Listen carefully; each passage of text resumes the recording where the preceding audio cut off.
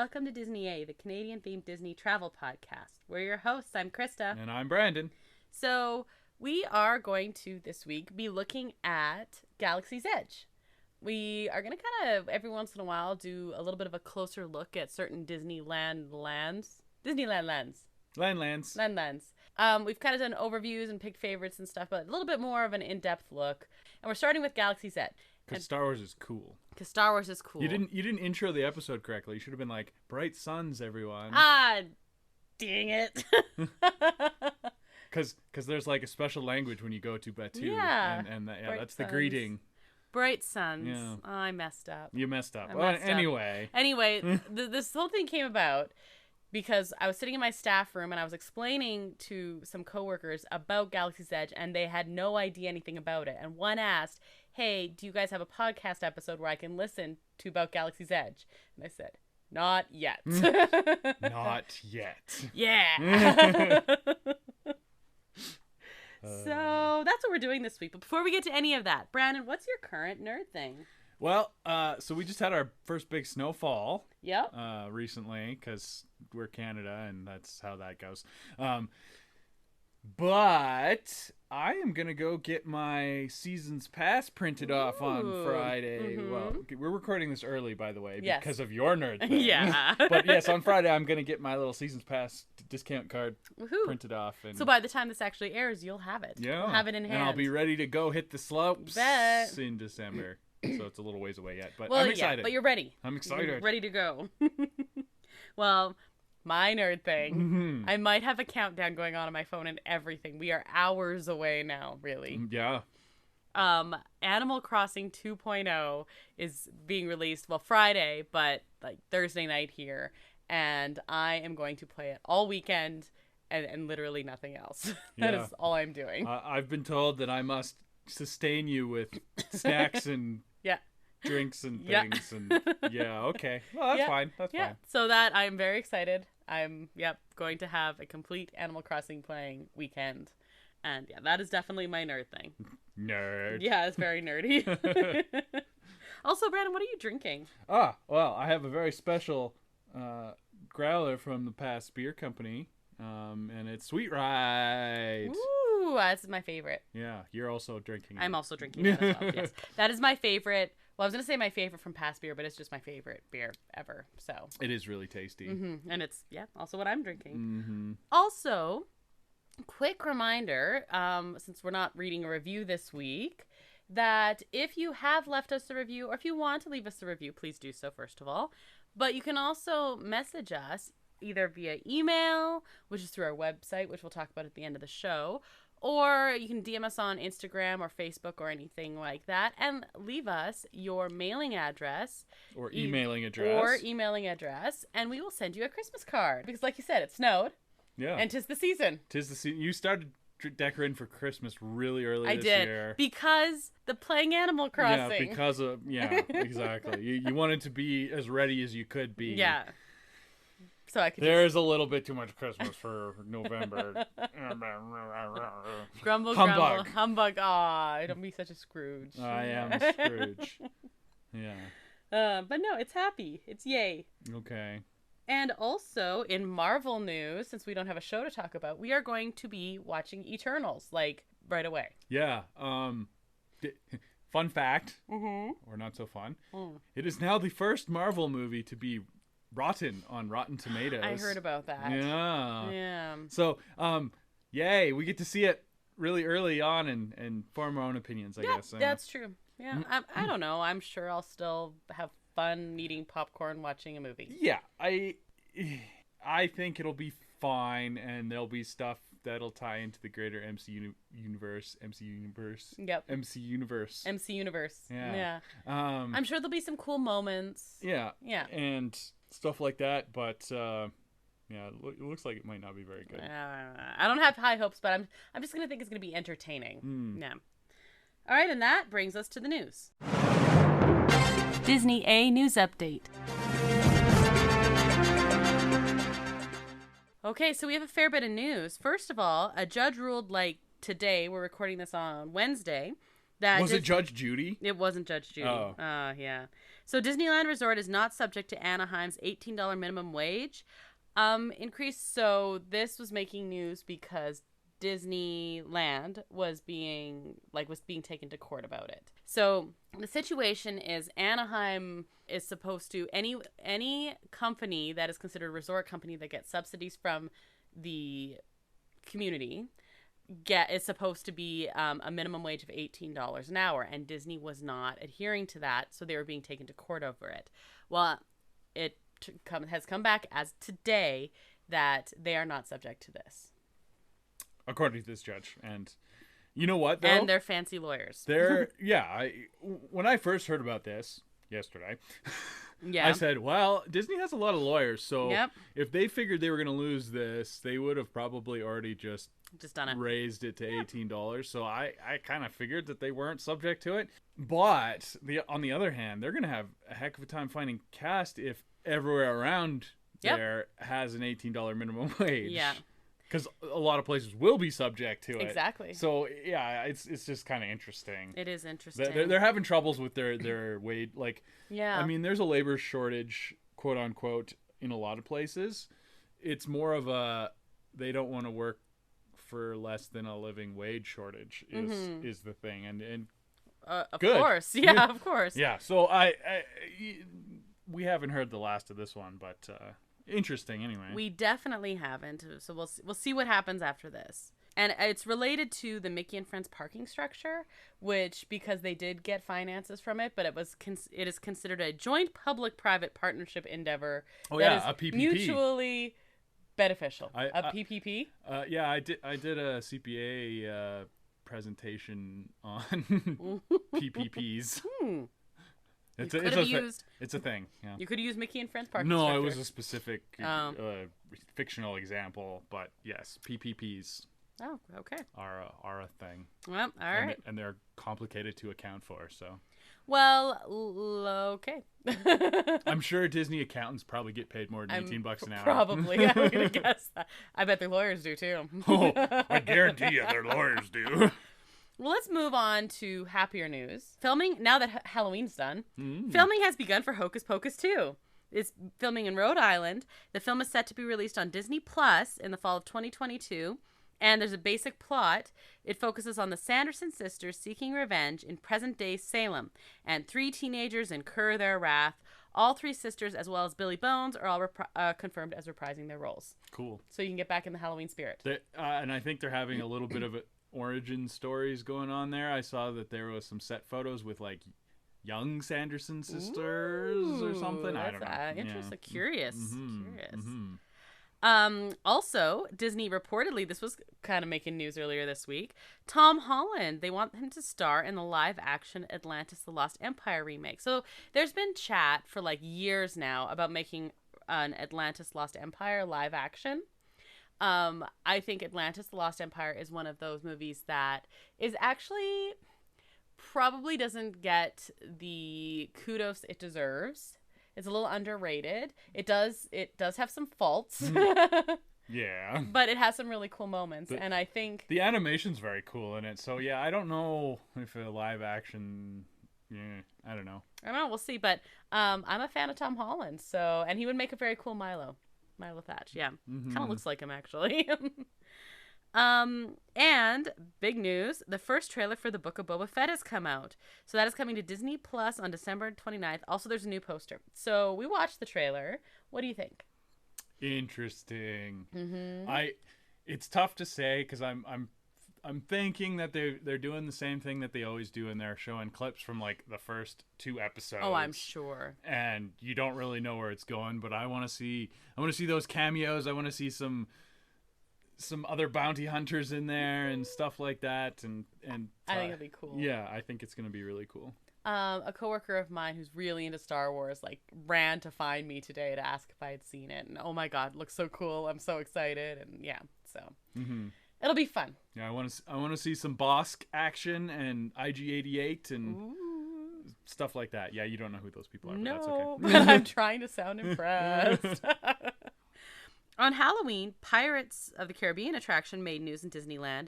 The attraction broke for nearly 90 minutes, and cast members had to wade into the water to push loaded boats to evacuation points. Did they sing pirate songs? They were... should have.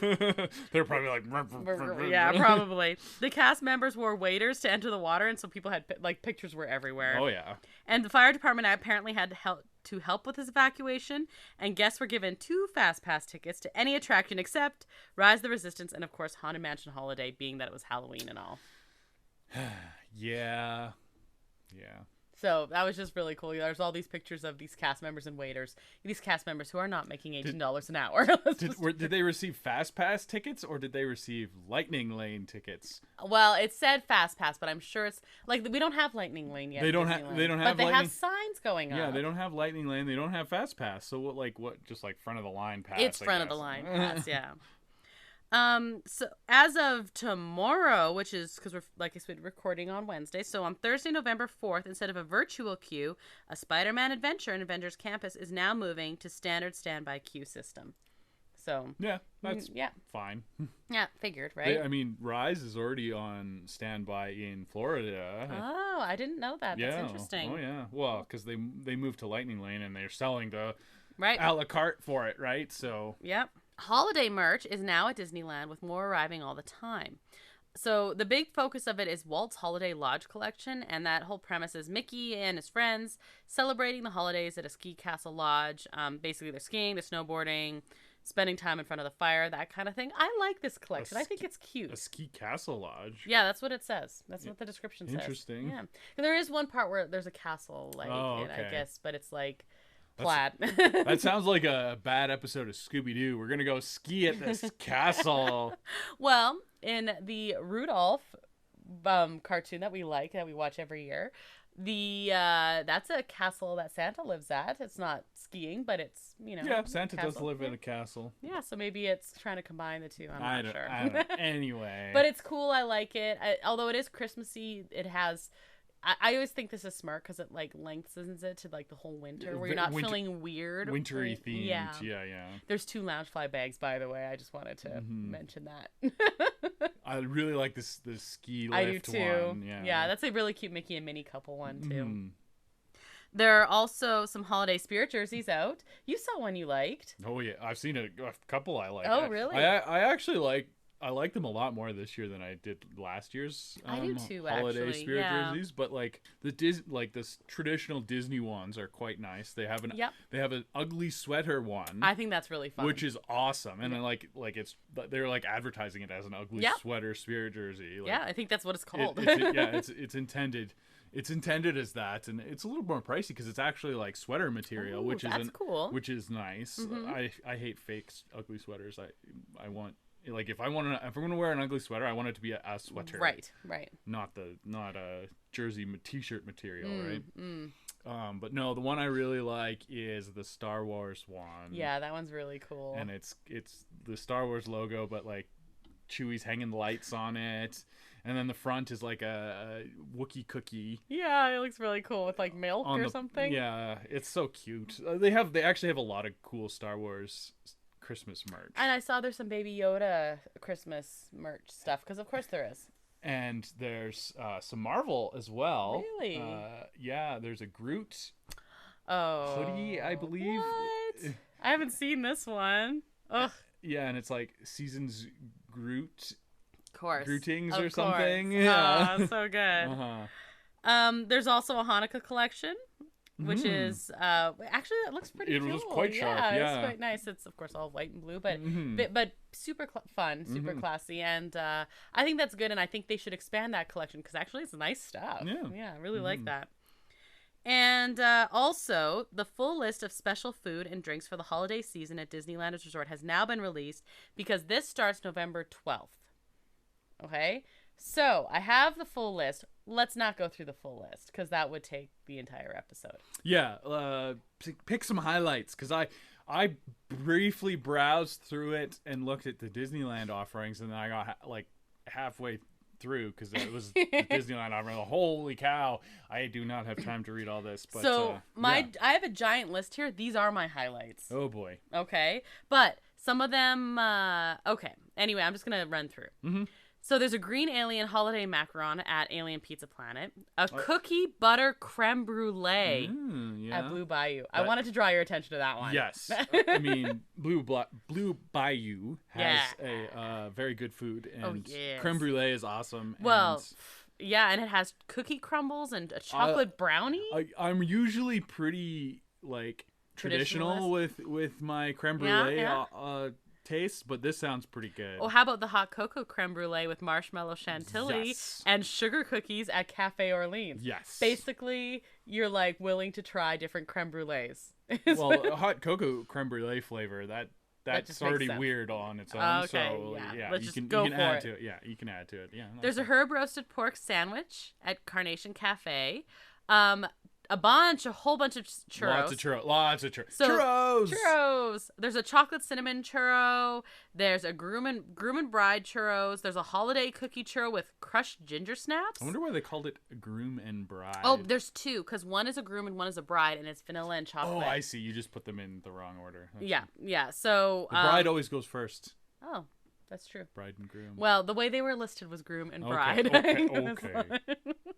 But the holiday cookie churro with crushed ginger snaps and holiday spices and vanilla dipping sauce sounds amazing. I have no desire to try the seafood boil for two at Harbor Galley. Ooh, I do. Like with who? Just me. You're gonna have a seafood boil for two? You don't think I can do it? Actually, no, I don't 100% believe you can do it. Challenge accepted. It wasn't challenging. I believe you. Oh. Okay, you have that. I'll go eat a churro. Yeah. Okay, deal. So Harbor Galley is reopening soon, and that is on the list. Yum. That sounds delicious. Or actually, you wouldn't like this, but I sure will. The cotton candy stands are going to start having cinnamon cotton candy. Oh, that's no. Yeah, no, I think that'd be great. Or how about like maybe if it's like cinnamon toast, like with like cinnamon and sugar. Maybe that might be fun. That might taste good because like I do like cinnamon toast. Okay, so hey, YouTubers and friends we have down there, go try this. Tell us what it's like. Yes, that's interesting. I'm curious. Yeah. I would be curious to taste it. There's a holiday sandwich that I really want to have at Jolly Holiday. Yes, I saw this one and I was going to show it to you. And you were like, Krysta wants That's this. a Krysta sandwich. Roast turkey, stuffing, gravy, and cranberry sauce on rustic bread with house-made chips. I love. Did you see the picture of it? No. It's like huge. It's like I'm holding up my hand. You cannot see it. But it's like 4 inches thick. Oh my god, that would feed me for a day. And it's got cranberry sauce for days, and yeah. That would make me so happy. Mm-hmm. You know what'd be even better? Topping that off with Mickey gingerbread. So this is all over the place. Yeah, I mean that's every year they have Mickey gingerbread. Of course, just like they have peppermint beignets at the Mint Julep Bar. Yeah. Now this is interesting. You know how we said parades are coming back? Yeah. A Christmas Fantasy Parade dining package is at the Plaza Inn. So this has roasted New York strip loin and house-made mac and cheese with autumn vegetables and chocolate bread pudding. Autumn vegetables sounds like a trap to me. There's probably sweet potatoes. You know what? in there. I will eat your sweet potatoes. Okay. I promise. Relax as you share a delightful meal at the legendary Plaza Inn, then enjoy prime viewing for the merry mayhem of A Christmas Fantasy Parade. So this might be a cool way to see the first, like, regular parade coming back. Mexican hot chocolate with cinnamon flavor is at Rancho del Zocalo, and I had a heck of a time picking one thing from that place. Like, it's crazy. Soup. You should have picked the soup. What was the soup? It was like a tortilla something, but it was good. Here, let me see if I can find it really quick. I can do it.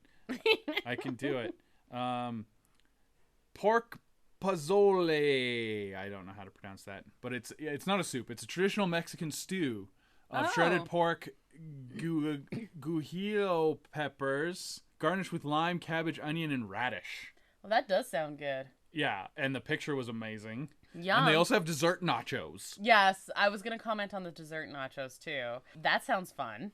And cinnamon crisp with caramel, honey, vanilla, and chocolate. Oh, that sounds so good. You basically just want to, like, pull up and, like, make yourself at home. I'm going to set up camp at Rancho del Zocalo. Fair. Yeah, okay. I mean, you would do that most of the time anyway, but, like, really during this season. They have the good stuff there. So, at the pretzel carts, you can get a Toffee Pretzel, So this is a sweet pretzel. Cream cheese filled pretzel with toffee sugar and chocolate marshmallow creme dipping sauce. So kind of like a s'more pretzel almost? Well, yeah. I think that toffee would like... Yeah, interesting. There's an eggnog cold brew at Red Rose Tavern. Country ham cubano, pulled pork, Havarti cheese, and pickles at Riverbell Terrace. Yup. I put that on there just for you. Yup. And a holiday Dole Whip sundae, which is Dole Whip, cherry, and lime with festive decorations at Tropical Hideaway. I wonder... Cherry flavor is such a I know. It's so troublesome. It's either great or wonderful or absolutely terrible. I love cherries, like actual cherries, but I don't like maraschino cherries. And I do. Cherry flavor is usually gross. I would like this because I'm easier to please cherry-wise than you are. Yeah. I always think cough syrup when something's cherry flavored, and I don't. Yeah. So next, let's head over to California Adventure. Here you can get a dusted gingerbread churro with sweet gingerbread crumbles and with vanilla frosting with Christmas chocolates. That sounds awesome. So I'll have one of these churros as well. That is very festive. At Clarabella's, there's tons of chocolate peppermint. I didn't bother going through all of those because it's like a ridiculously long list. At Cozy Cone, there's a few different offerings, but I thought you might be interested. There's a peppermint stout available there. That's random. Right? Okay. I've never heard of this. There's also a creamy pesto Alfredo cone, which sounds delicious. Yeah, that looks... At the Hollywood Lounge, I said there's many cocktails. Holiday Mule, Holiday Limeade, Holiday Lemonade, and so on. The Holiday Mule sounds very good. All very festive. Very festive. Peppermint all over the place. Yeah, lots of cranberry, lots of... Yeah, go there if you want a festive little drink. Lamplight Lounge, you can get holiday hot chocolate, a holiday martini, peppermint hot cocoa donuts, and stout braised winter short ribs. Yes, those look good.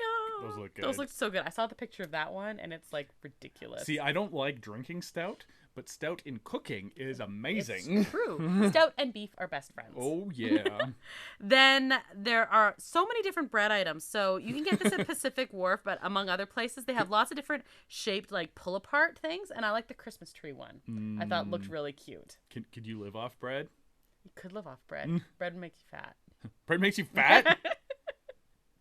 At Schmoozies, there's a peppermint shake, a holiday affogato. I don't know if I'm saying that right. Mocha almond affogato and a mocha almond fudge shake. What on earth is an affogato? Ice cream with espresso. Oh, yes, please. Yeah, I saw it and I was like, oh, Brandon wants that. I want the mocha almond fudge shake. Yeah, that sounds good too. Yeah, they sound awesome.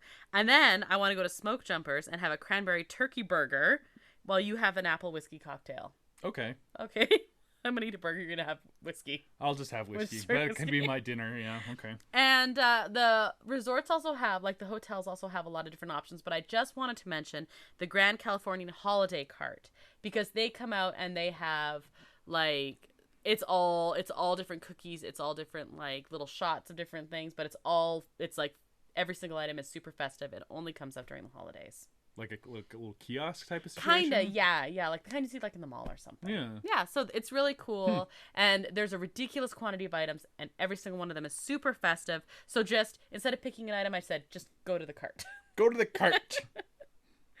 Oh, boy. So what of these are you like, I want to have? Well, the stuff that I said I want to have. All of them? Yeah. Okay. I'm not big on peppermint and chocolate. I am. That's not my thing. You make me fancy hot chocolate and use candy canes as stir sticks. I do, yeah. Yeah, you're good at this. Good job. Good job. Okay, yeah, but a lot of the desserts are not really my flavor profile. Oh, for me, yes. And then I have to avoid the cranberries and the savories. I love cranberries. So mine would be very specific, but like the Mexican food and the stuff like that, yeah. Stout braised short ribs and things like that. Meanwhile, I'll just be skipping from peppermint to ginger to wherever. And whiskey, apparently. Oh, yeah, that's for you. Yeah. All right, I think that takes us to our main topic. Before that, let's just take a quick break for our friends on Magic of the Mouth. At the park. All right, Star Wars Galaxy's Edge. Probably number one on our we need to go list. Well, we haven't been. Exactly. So, yeah. Because COVID. Well, yes, but also it only just opened fairly recently. Yeah. So it was not even a glimmer in the eyes of the Imagineers. Well, maybe it was. I don't know how long they were working on it for, but the last time we were in a Disney park, it did not exist.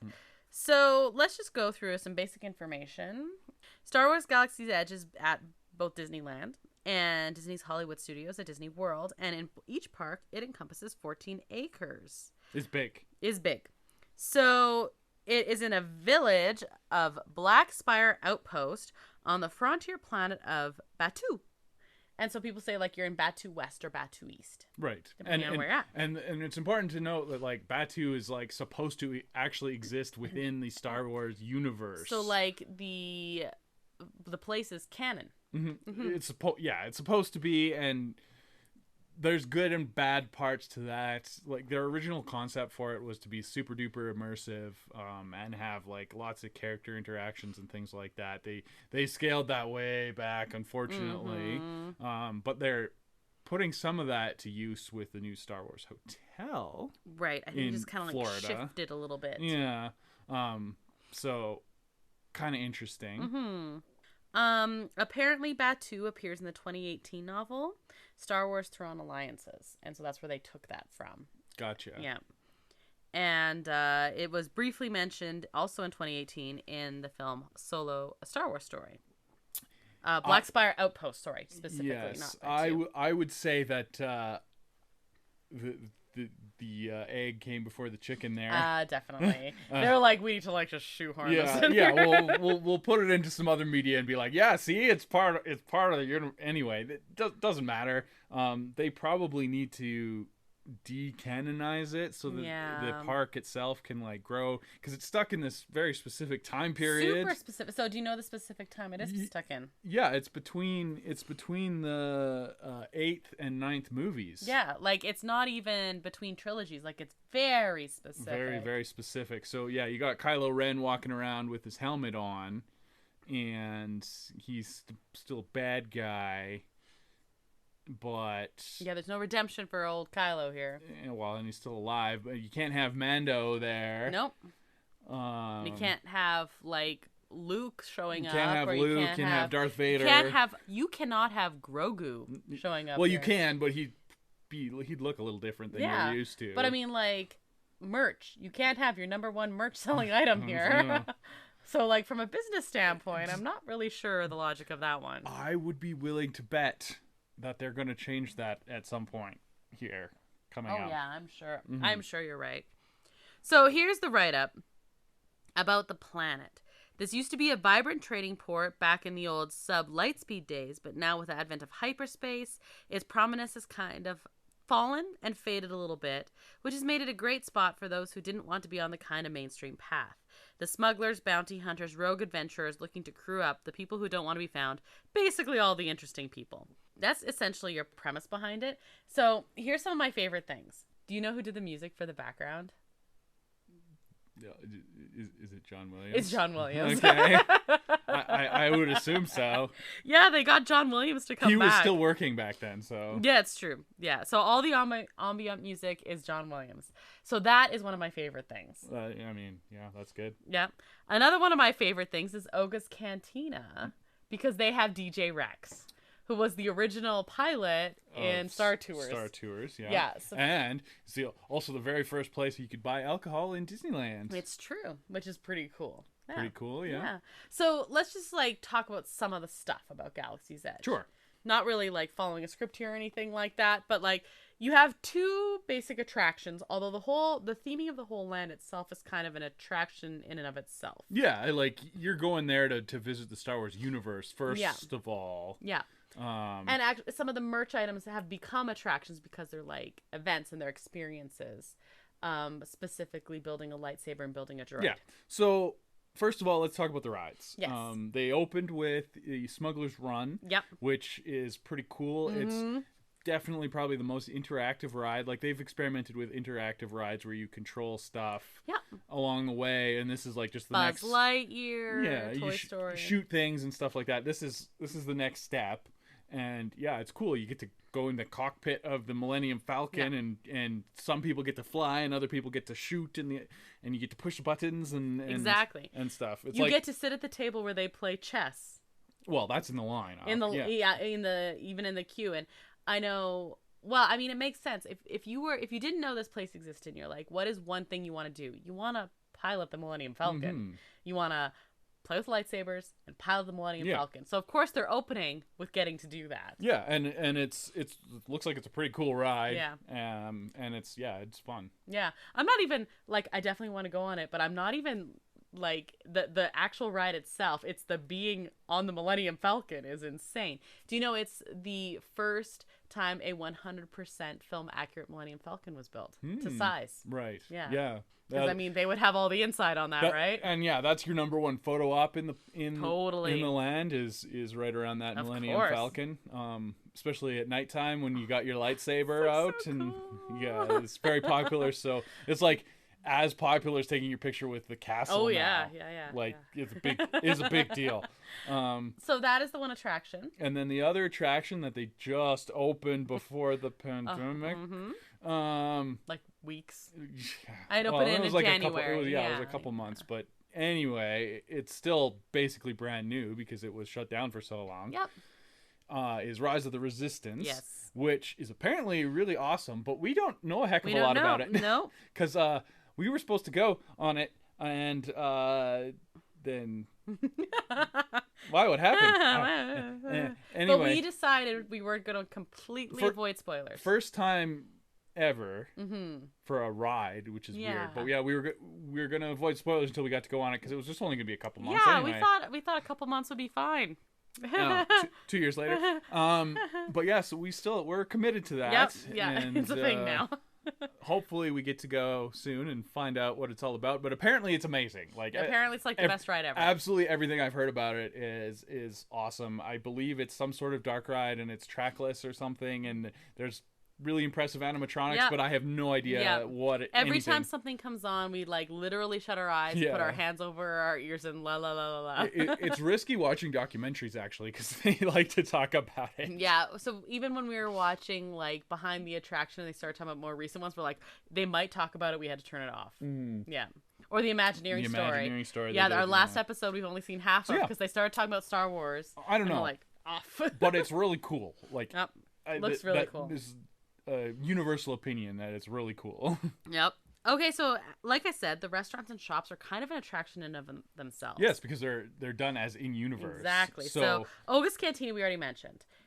Here you have custom drinks and snacks, and the drinks are all like very alien, which is really cool. Yeah, they have some with some like dry ice in it, so they smoke, and then they have some collector's cups, but it's all in-universe names, and they look kind of funny. Like Fuzzy Tauntaun. And, yeah, exactly. That's the one that makes your lips numb.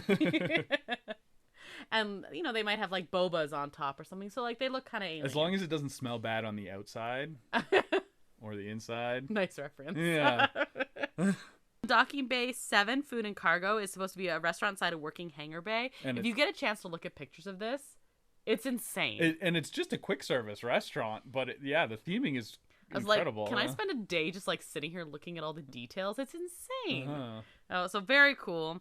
Ronto Roasters is a stand to purchase grilled sausage and roasted pork wraps, and also I make a great Ronto wrap, I think. Yes, but you don't make a park accurate one. You make the one from the cookbook, which is slightly different style. Like Ronto wraps are actually like hot dog wraps. Yes. And the one you make is more like a stew wrap. Yeah. So mine is from the cookbook that was released about Galaxy's Edge.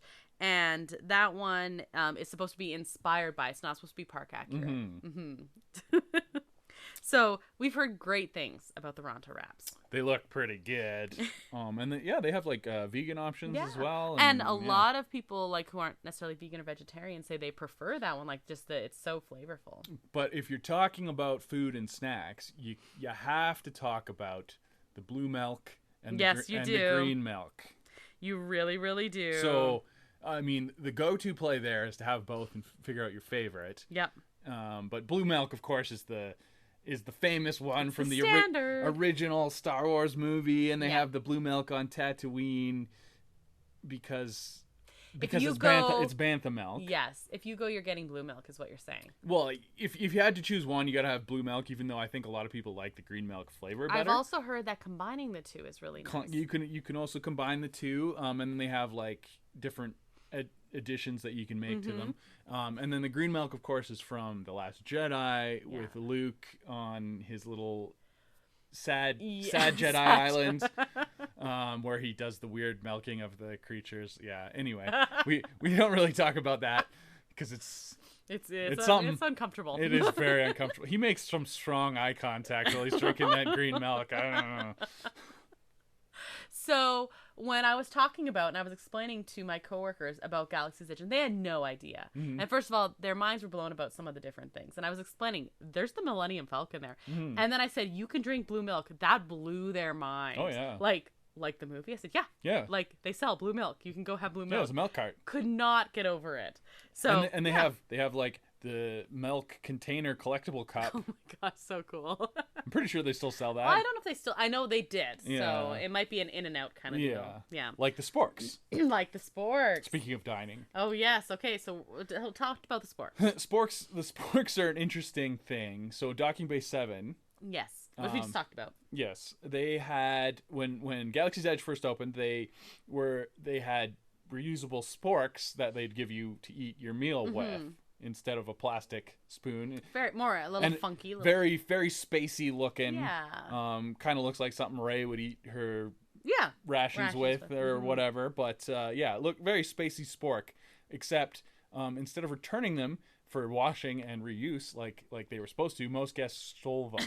Because they were really cool. Yeah. And obviously, who didn't think that would not happen? Like, right. Honestly. So it's kind of unfortunate. So they did away with them, and then people were upset. And then they were selling them. Yeah. And so those come and go as well. Like, you can buy them for like $10 or something. I would probably want to. They're really 100%. Cool. They're really cool. And then the other cool, really in-universe Star Wars thing is that the Coke products come in a special. They have like the Star Wars lettering instead of English words, and they come in like a disintegration bomb format. They look so cool. Yeah, it's like a disintegration grenade. Yeah. Little ball instead of a Coke bottle. Yeah, they have in-universe Coca-Cola. That's crazy. Because, Coke's everywhere, even in a galaxy far, far away. Of course it is. That's Coke for you. Yeah. Coke and Disney, everywhere. Yeah. The only one that we didn't mention yet is the kettle, the popcorn stand. The popcorn. Yeah, and they do sweet, savory, and like weird mixes and stuff like that. It's supposed to be kind of alien. And their flavors are changing all the time. Right, which is smart because you can't get a churro, but you can get this funky popcorn. Funky popcorn. Then we also have some stores. So the big one is Savi's Workshop, where you can create and purchase your own custom lightsaber. So this is not a store. No. This is an experience. Experience that you have to book, and all you do is you build your own lightsaber. Yep. And this is something else I've avoided spoilers on because apparently there's like a whole it's a show. Yeah.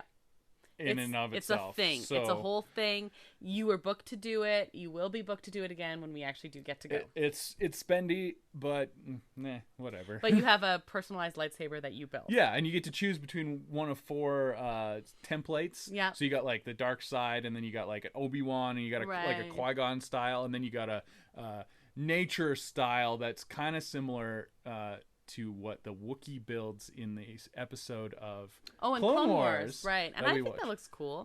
Yeah, so it's kind of, there's like wooden stuff and Rancor tooth butt end of it and stuff. Yeah, that one's kind of cool.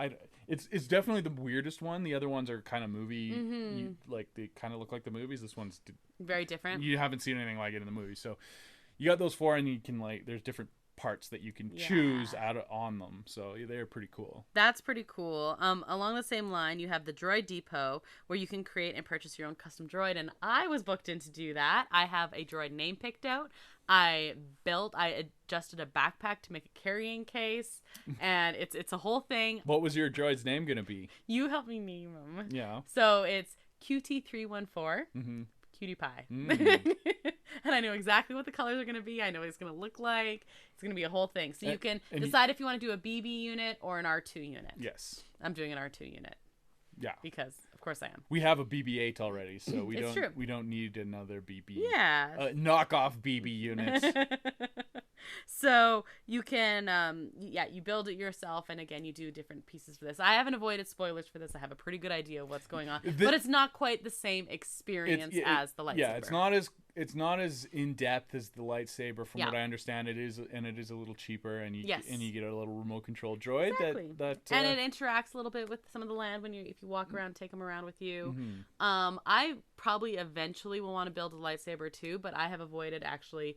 Also, I think it would be too hard for me not to say something to you about lightsaber building. So didn't avoid the droid building, definitely avoided lightsaber. Spoilers. Gotcha. Yep. The other big one is the creature stall, the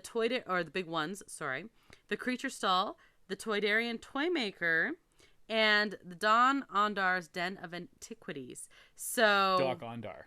What did I say? Don Ondar. That is not the right word. No, Doc Ondar. Doc Ondar. Yeah. So that is where you can purchase Jedi or Sith holocrons, artifacts, lightsabers, and the Kyber Crystals. The Kyber Crystals. So explain Kyber Crystals to me. Well, I want to go back to Doc Ondar first for a minute. Oh, okay, go ahead. So it's named after him. He's the proprietor of the shop. He is. Do you know what he looks like? 'Cause he's like crazy looking, and he's like there. He's a hammerhead alien, which we saw in Mandalorian. Yes.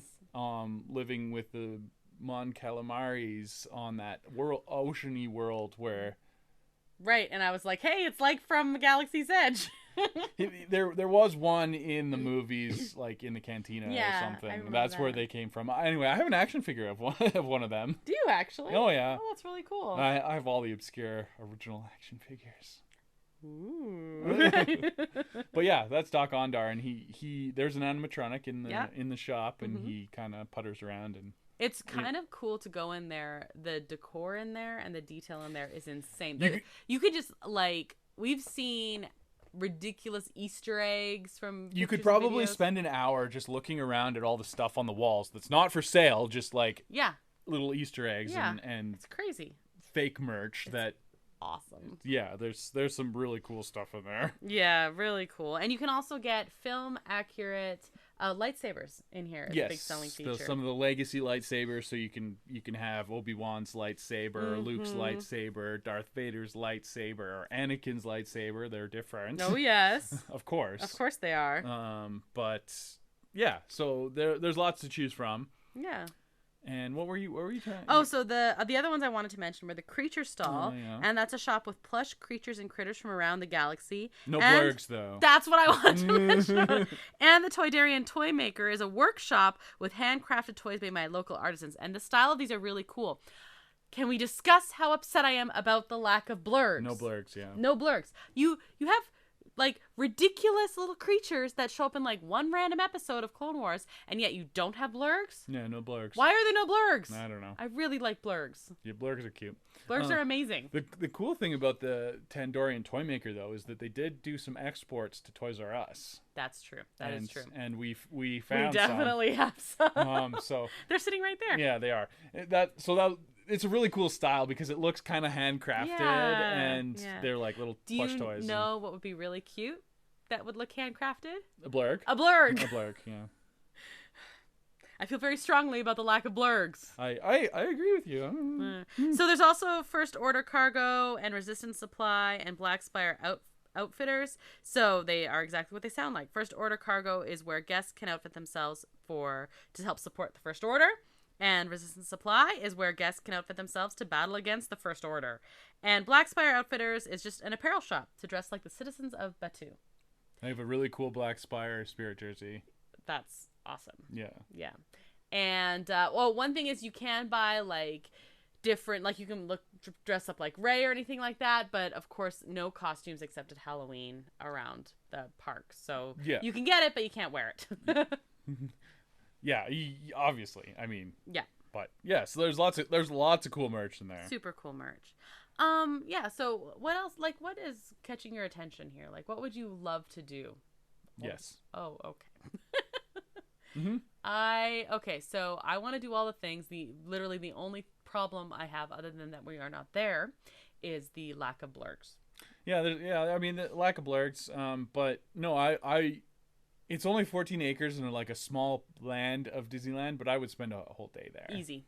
I could spend a whole day there with you, and I'm not even as much of a Star Wars nerd as you. And only 2 rides, and I'm a big ride person, but I would still spend a whole day there. I think the biggest thing for me is theming is most important to me, and even though I'm not as much of a Star Wars person as you, I still appreciate and everything, and yeah, I think it would be really cool. And I really want to hug Chewie.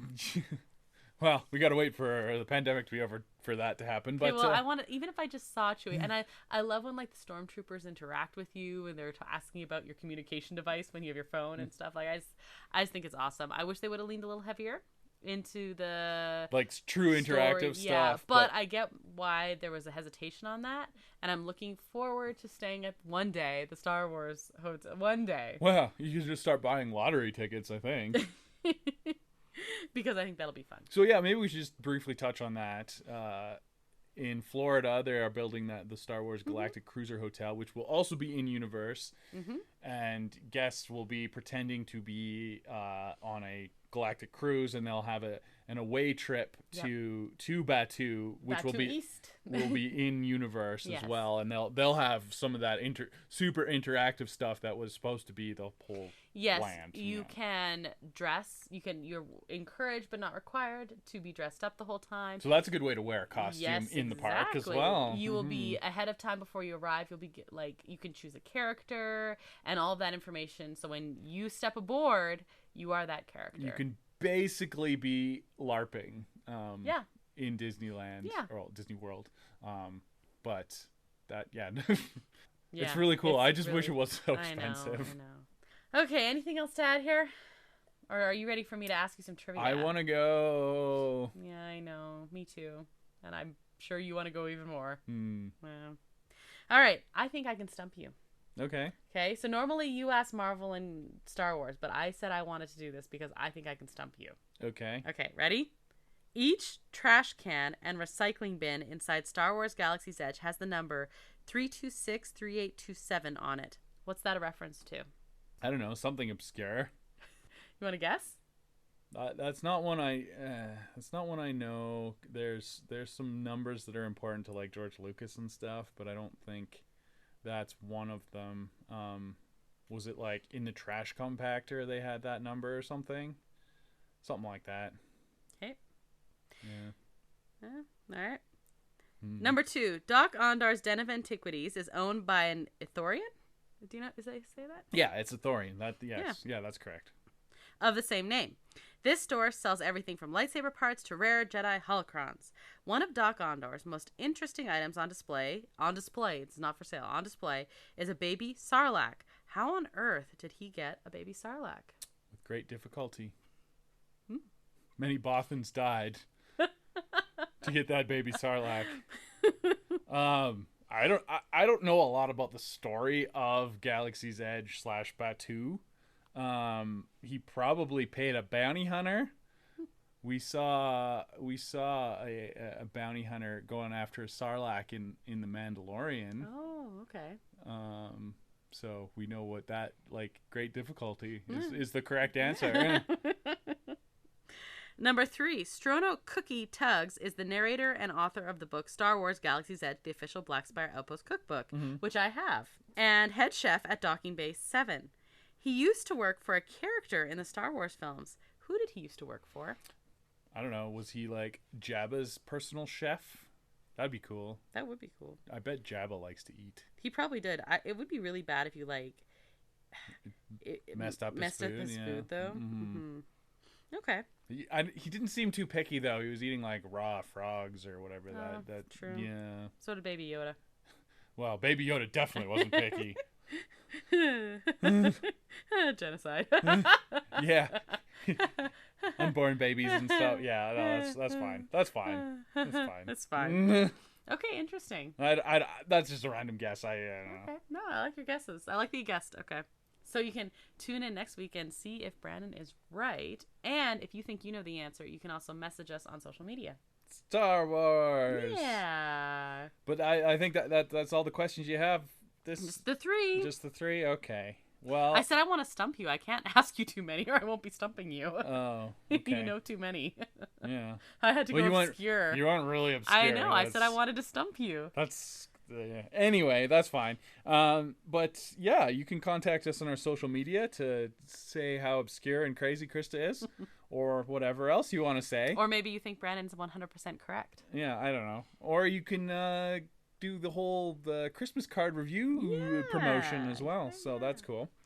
And otherwise, thanks to El Mule, who's responsible for the awesome custom theme song that you heard at the top of the show.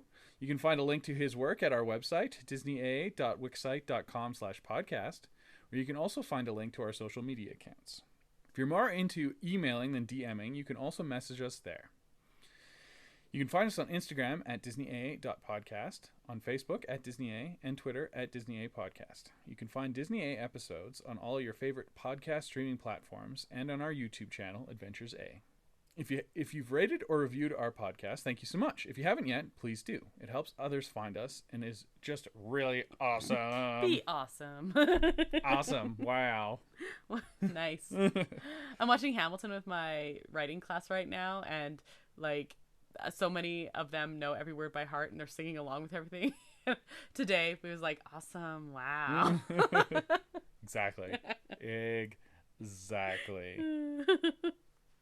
That's like the third Hamilton reference you did today. I just dropped them into random conversations. No one knows what I'm talking about, but it's okay. I know. You know. I know. And like we've said a couple times, if you rate and review our show, we will send you a Christmas card. Ho, ho, ho. There will be matching onesies or something like that. Probably milk and cookies. Oh, ooh, I hadn't thought of that. You're just dropping all over the place. I'm the ideas guy. You are, yeah. Something cheesy. So yeah, just send us your mailing information or emailing information, and we will send you a card. And if you know someone who might like listening to us, be sure to recommend Disney A to them. You can listen to Disney A episodes on Magic of the Mouse Radio Mondays, Wednesdays, and Fridays at our brand new time slot, 3 p.m. Eastern. Magic of the Mouse Radio can be found on most radio station apps. Next week, yes, because you're going to be busy with your Animal Crossing and such, we're going to have probably a little bit of a shorter episode, but we're going to talk about dun, dun, dun. Disney Plus Day. Dun, dun. Disney Plus Day. The first ever official Disney Plus Day is on November 12th. Yeah. So we're going to talk about what's there, what's included, all that fun stuff. A lot of stuff. Mm-hmm. We cannot watch it all before we record. Speaking of Disney Plus, they just released a little sizzler reel of their first 2 years. It's been 2 years since it's been out. Well, I need to watch that. Yeah. Aw. Lots of cool stuff. Lots of Hamilton clips, actually. Weird. Yeah. Hamilton, Mandalorian. Oh, that makes sense. Loki. WandaVision. Probably WandaVision. Yeah. All the hits. Man, you know what? This is the other thing you can contact us about. We're in November now, which means next up is December. That's how that works in the month. We're going to be wrapping up all the crazy stuff that came out on Disney Plus.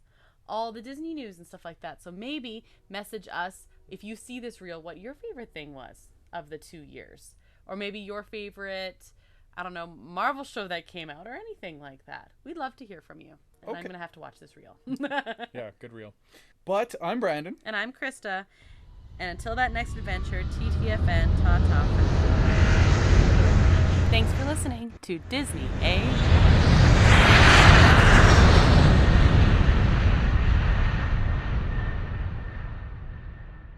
I feel very strongly about the lack of blurrgs.